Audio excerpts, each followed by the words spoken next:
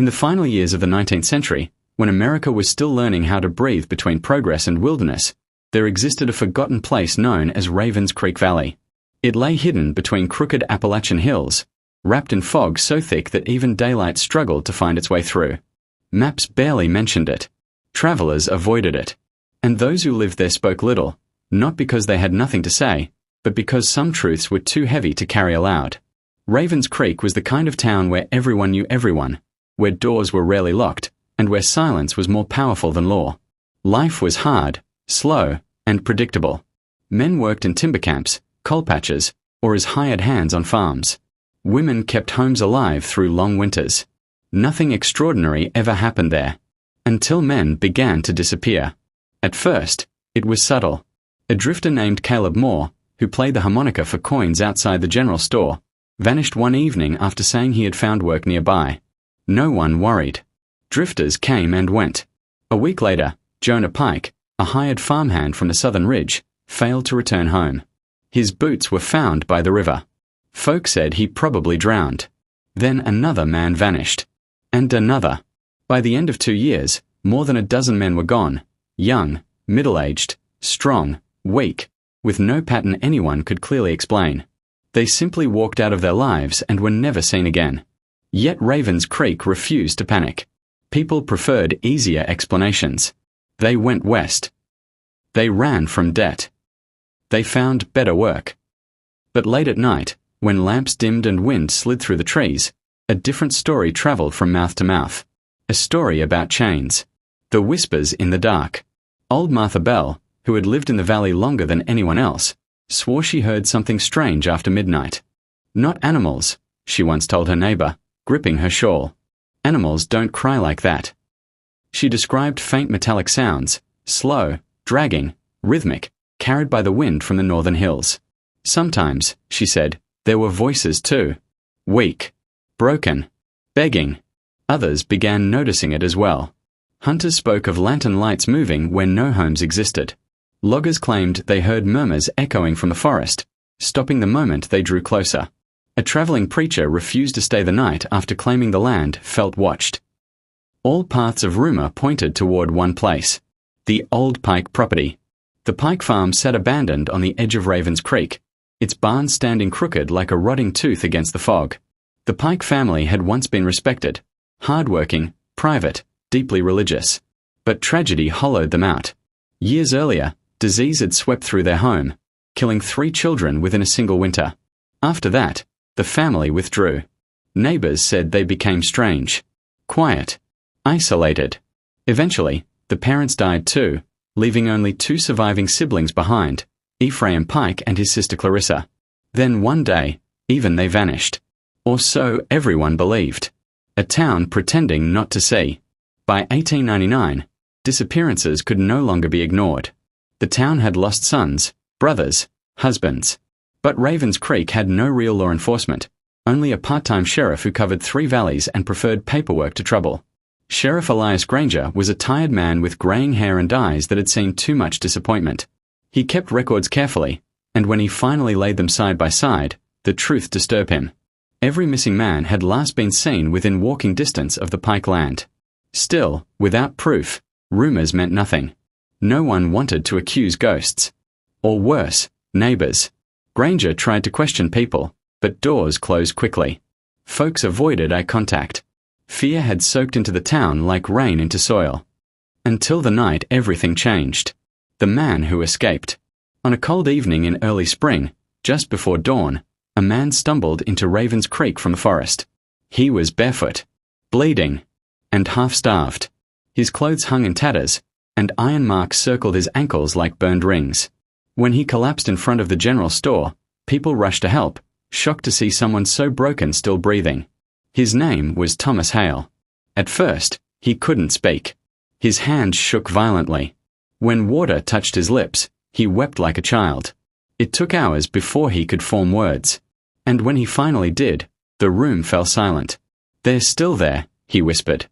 "Chained, all of them." Sheriff Granger leaned in slowly. "Where, son?" Thomas swallowed hard. His eyes filled with terror. "The barn." The truth begins to surface. By lantern light, Thomas told his story in fragments. He had been traveling through Ravens Creek looking for work when he was offered food and shelter by a kind-spoken woman near the old Pike farm. Hungry and exhausted, he accepted. That was his mistake. He remembered the door closing behind him. The sudden strike to the head. Darkness. When he woke, he was in a wooden structure, damp, cold, and foul-smelling. His ankles were chained to an iron ring bolted into the floor. Around him were others, thin, filthy men barely clinging to life. Some had been there for months. Some for years. They were fed scraps. Water came irregularly. Anyone who resisted was beaten or left in darkness. Escape attempts were punished brutally. The worst part, Thomas whispered, voice cracking, was the waiting. Not knowing if today was the day you die or be forgotten. He claimed two figures controlled the place, a man and a woman. Quiet, emotionless. They spoke of family and obedience. They believed the men belonged to them. Sheriff Granger felt ice crawl up his spine. By morning, he had gathered a small group of deputies and armed volunteers. They would go to the Pike barn. And they would go prepared. The road to the barn. Fog rolled thick as wool as the group marched toward the northern ridge. Birds were silent. Even insects seemed to flee. The air grew colder with every step, heavier, as though the land itself resisted their presence. When the barn finally appeared, it looked older than memory. Wood-warped, paint stripped by decades of neglect. One door hung open slightly, creaking with each gust of wind. A smell drifted out. Rot. Rust. Human waste. Sheriff Granger raised his hand. "Careful," he whispered. They stepped inside. The first sound. At first, there was only darkness. Then, a faint metallic clink. Not loud. Not sudden. Slow. Deliberate. Like someone shifting chains in fear. A lantern flared to life. And what it revealed would haunt every man in that group for the rest of his days. The discovery. Bodies. Living bodies. Dozens of them. Men lay chained to posts, walls, iron rings driven into the floor. Some sat slumped, barely conscious. Others lifted their heads weakly, eyes wide with disbelief as light touched them for the first time in months, or years. One man tried to stand and collapsed. Another laughed, a broken, hysterical sound. A third whispered over and over, "Is it real? Is it real this time?" Sheriff Granger counted in stunned silence. 10, 15, 20, 30, 37 men. 37 missing souls thought lost to time. Alive. But barely. The barn smelled of decay and suffering. Chains hung from rafters. Scratch marks lined the walls. There were signs of confinement, punishment, and long-term captivity. This was no accident. This was a system. A prison hidden in plain sight. The question no one wanted to ask. As deputies rushed to free the men, one question burned in every mind. Who did this? And where were the Pike siblings? The answer, they would soon learn, was far darker than anyone in Ravens Creek had ever imagined. Because the barn was only the beginning. And the truth behind it, the belief, the madness, the reason for the captivity, would reveal a horror rooted not in monsters, but in human devotion twisted beyond recognition. The rescue of the 37 men sent shockwaves through Ravens Creek, but the most disturbing truth had yet to surface. Saving the prisoners was only the beginning. The harder question loomed over everyone like a gathering storm. Who had done this, and why? Sheriff Elias Granger stood outside the barn long after the survivors had been carried away. Lantern light flickered against the walls, revealing scratches, symbols, and carved words that made his stomach tighten. This was no random act of cruelty.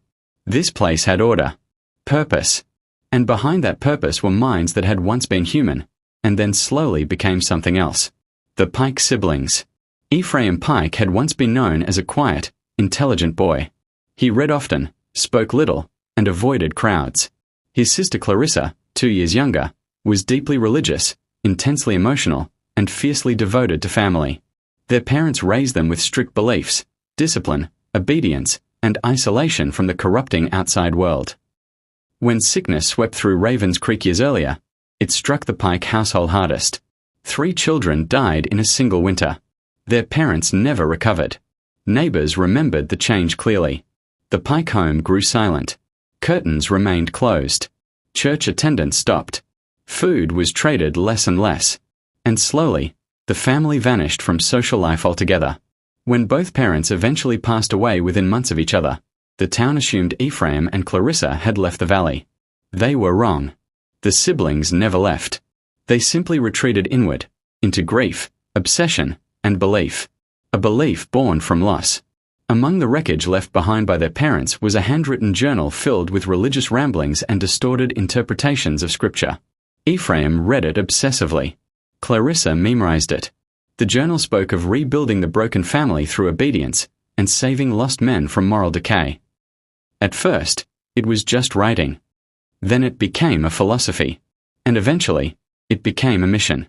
They convinced themselves that the world outside Ravens Creek was diseased, that men who wandered, drank, or lived without roots were spiritually broken. In their warped thinking, such men needed to be contained, purified, and retrained. Not punished. Saved. The barn became their sanctuary. How the captures began. The first man was taken almost by accident.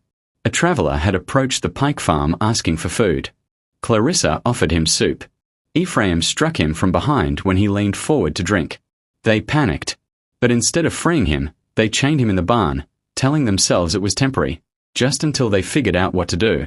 Days passed. Then weeks. The man grew obedient. Quiet. Dependent. That obedience awakened something dangerous in them. They had control. And control felt like order. Soon, they began luring others, offering work, food, shelter. They chose men who had no close family, no fixed address, no one who would immediately search for them. Each time, their confidence grew. Their methods improved. Their system became efficient. Life inside the barn. The captives lived in constant darkness. Small slits near the roof allowed minimal light. Chains were arranged so no man could reach another easily. Communication was whispered, often at night. Food came once a day, thin stew, stale bread, water, just enough to survive. Punishments were unpredictable. Silence was enforced. Hope was dangerous. Some men tried to fight. They were beaten and isolated. Others tried to escape. Those attempts ended brutally, and the survivors learned fear through example. Over time, the captives changed. Strong men grew thin and hollow. Voices weakened. Eyes lost their fire. Days blurred together until time itself became meaningless. Yet even in that darkness, resistance survived. Men began tapping messages through chains. They shared names, stories, memories of wives, mothers, and sons. These whispers became their only rebellion, proof they were still human. Thomas Hale's escape. Thomas Hale had been imprisoned for nearly 6 months. Unlike the others, he observed carefully. He watched schedules. He listened. He learned which floorboards creaked, which locks rusted easily, which moments the siblings were distracted. Clarissa, he noticed, prayed aloud every evening. Long prayers. Emotional prayers. During those moments, Ephraim would lower his guard. One stormy night, thunder masked sound. Rain battered the roof. When Clarissa began her ritual prayer, Thomas twisted the loose nail he had been weakening for weeks. It came free. Pain shot through his ankle as he forced the chain off. Blood soaked the floor, but he didn't stop. He waited, counted heartbeats, then crawled. He slipped out through a broken side door he had memorized in darkness. Dogs barked. A shout followed. But the storm swallowed him whole. For 2 days, he ran and crawled through forest and mud until his body collapsed at the edge of Ravens Creek. And because he escaped, the truth escaped with him. The search for the Pike siblings. By the time authorities returned to the barn after freeing the captives, Ephraim and Clarissa were gone. Inside their living quarters, investigators found journals, diagrams, and meticulous records. Names, dates, observations. They had catalogued the men like livestock. One page chilled everyone who read it. Obedience brings peace. Resistance is illness. Family must be built, not born. The journal suggested they believed themselves chosen, caretakers of a new order. Search parties scoured the woods for weeks. Traps were set. Roads were watched. But the Pike siblings were never found. Some believed they fled deeper into the mountains. Others believed they died, starvation, exposure, suicide. And some whispered something far more unsettling, that they were still out there, watching, waiting. The survivors struggle. Freedom did not bring peace. The rescued men were taken to nearby towns and hospitals. Many could not sleep indoors. Some panicked at the sound of chains or footsteps. Others refused to speak at all. A few returned to families. Many had none. Some changed their names and disappeared intentionally, not wanting to be remembered as victims. Thomas Hale testified before state officials, but his voice shook as he spoke. Even in daylight, even surrounded by people, he said he still felt watched. They didn't think they were evil, he said quietly. That's the worst part. They thought they were right. A town marked forever. Ravens Creek never recovered. The barn was eventually sealed, then partially burned, though locals claimed the fire never fully took. Children were forbidden to go near the place. Travelers avoided the valley altogether. At night, people still claimed to hear strange sounds carried by the wind. Metallic echoes, faint murmurs, prayers whispered where no one stood. Whether real or imagined, no one could say. But one thing was certain. The land remembered. And so did the people.